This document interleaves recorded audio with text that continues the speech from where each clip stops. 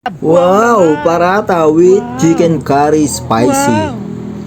Alam niyo na kung sino nagluto niya, si Madam Shatup Jennifer Roelio. Sarap po. So, ito yung parata bread from Middle East. Kita nyo? Kaya kausay magluto si Madam Shatup Jennifer Roelio. So, yan, sa mga nakasama ko. Sarap talaga nito. The best. And another vlogadag na naman tayo. Walang iba ang maghahatid sa inyo ng panibagong content, kundi ang inyong lingkod. Walang iba, ang pambansang Batugan. At ipapakita ko sa inyo, yun nakaraan meron tayong vlogadag about dun sa food trip. Ngayon food trip pa rin to. Syempre Arabic food to, at isa rin sa mga paborito ko nung nasa Middle East ako. Papakita ko lang sa inyo. Sarap ito. At don't forget nga pala, maraming salamat nga pala kay Auntie Jennifer Roelio, yung shout up madam namin. Siya yung nagluluto ng Arabic food. Ito yung sinasabi ko sa inyo. Yung foods, ito yung mga paborito ko. Isa sa mga talagang masasarap sa Middle East kainin. Nasanay na ako, di ba? Indian food and Arabic foods. Marami siya sa part ng Middle East. At syempre, popular food sa may Indian. Ito yung parata, yung bread. Then ito yung chicken curry spicy. Sarap nito. Hindi na makapagpigil. Let's lamon na! At ipakita ko sa inyo. Ito yung chicken curry with spicy. Actually, masarap talaga yung ganito. At with meat siya, pero meron dito yung corn lang siya. At parang sauce. Light ng yellow corn at yung chicken curry with spicy. Siyempre, cardamom at kung ano pa. Then ito yung parata bread na niluluto. Harina lang to. Popular to talaga sa may Saudi at Indian. Masarap ito kung may white onion at syempre yung green chili. Mas masarap siya.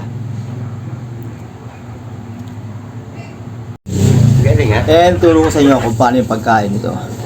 Syempre ito yung chicken curry with spicy. Lagay natin dito yung meat sa isang platito. Yung iba talaga ginagawa talaga nito kasama na sa isang stainless plate habang sinasandok siya. Meron din isang sa masarap, yung isang adas yun. At pure shot, puro curry. And also yung mga spicy niya, pero wala siyang meat.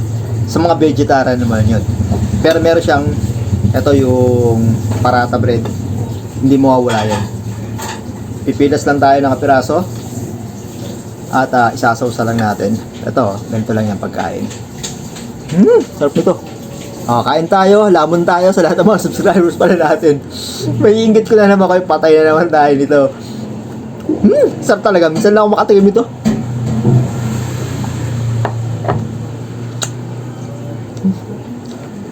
Sarap. Sarap nga. Ganito yung madalas nila sa Saudi ako. Madalas na kilakain ko talaga. Mga ganito. Lalo tas may sili pa. Yung green na chili. Yung siling panigang na green. Masarap din yung pinapangasalan din namin.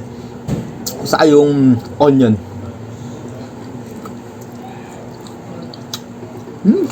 Ang sarap. Pakita ko sa inyo. Paano? Ito. Nasubo. Ang sarap talaga.